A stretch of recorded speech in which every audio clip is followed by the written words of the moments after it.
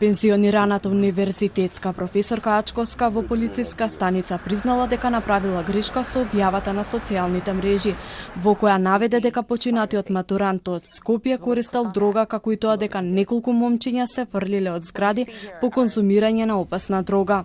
Откако медиумите ја контактираа и побара од неа детали и изјава, таа го избриша статусот на социјалната мрежа. Во полициска станица денеска изјавила дека станува збор за информации кои ги слушнала од разговор со малолетници, и тоа е навело да го објави статусот на Facebook. Министерот Оливер Спасовски со апел до граѓаните повнимателно да ги користат социјалните медиуми, бидејќи пласирањето на непроверени информации кои креираат паника или вознемиреност може да подлежат под санкции.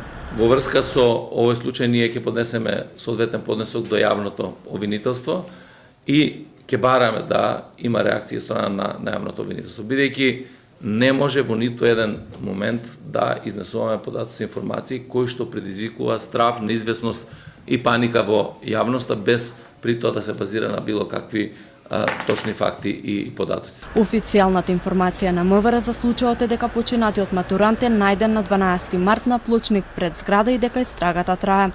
Според направените резултати од обдукција, младото момче починало како последица од пат од височина, но во моментов се спроведуваат токсиколошки анализи кои треба да утврдат дали навистина има присуство на наркотици во неговиот организам. На страната на Универзитетската клиника за психијатрија стојат неколку броеви на кои лицата може да се јават да побараат психолошка поддршка за деца и нивни родители. Линијата функционира секој работен ден од 10 до 15 часот.